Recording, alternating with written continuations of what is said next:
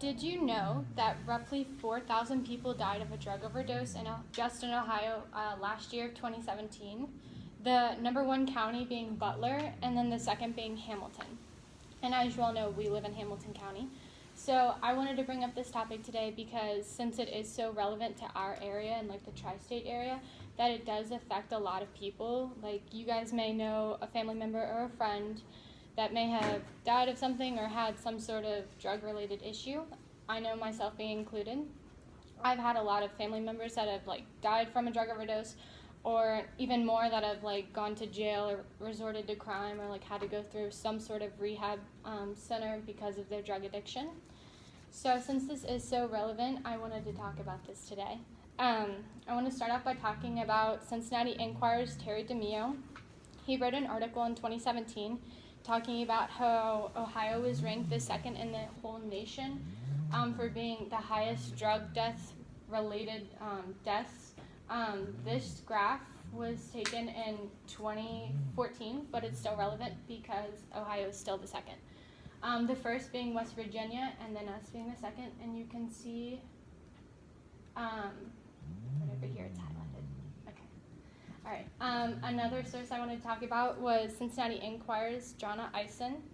He wrote an article in 2017 talking about how the overdose rate in Ohio has almost doubled since 2016. And you can see right over here that any opioids has soared, and right below that is heroin and commonly prescribed opioids right below that. This graph was taken in 2015, but is still pretty relevant just because these are the two top drugs that are killing so many people in our area today. So since it is such a big deal in our area, the closest rehabilitation center is the Talbert House. And I wanted to hone in on this especially because since it is the closest, a lot of my friends and family have gone through this rehab center. This rehab center was started in 1965, and it's coordinated by a board of directors, just random people that started it. And this is actually the first rehab center that was ever started in Ohio, which is a big deal for them. What they mainly do is they treat people, they rehabilitate them, recover them, and then they integrate them back into society. But not only they do that, they also hold therapy sessions and group meetings for the family members or the friends of the drug addict, or just looking for moral support or looking for some sort of advice for that person. Not only just drug-related issues, they also take in people who have mental illnesses such as bipolar disorder, other mental illnesses really. But what they continue to do is right now and in the future, they continue on educating people. So not only with the therapy sessions and holding group meetings, they hold meetings for families that want to help someone who's going through an emergency situation, as like being in the moment someone's dying from an overdose. So they really teach people the techniques and the correct steps to act quickly in the moment, how to solve the issue. Even after this past year, 2017, they helped over 21,700 patients in the rehab center. And along with that, they helped over 53,000 people in just their hotline. There's a crisis hotline center that you can call if you're looking for help or you're just looking for someone to talk to, that being with drug issues or mental illnesses again.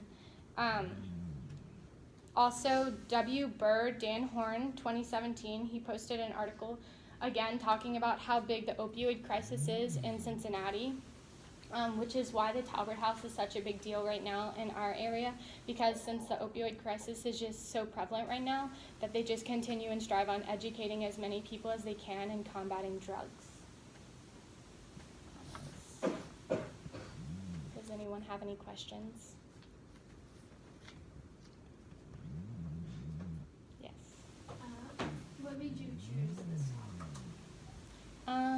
The question was, why did I choose this topic? I chose this topic just because I feel like it's kind of interesting, because I know a lot of us have heard about how big drugs are going on in this area. Like I know especially in like Newport and in Cincinnati, like everybody hears about how big a deal it is. So I wanted to kind of like look how deep and like further into like how big of a deal it really was. Do you think that the problem's getting worse or better with the mental health? I think that it spiraled out of control for a little while, but I feel like a lot of people are recognizing, like a lot of family members are recognizing that their child or their family member is on it.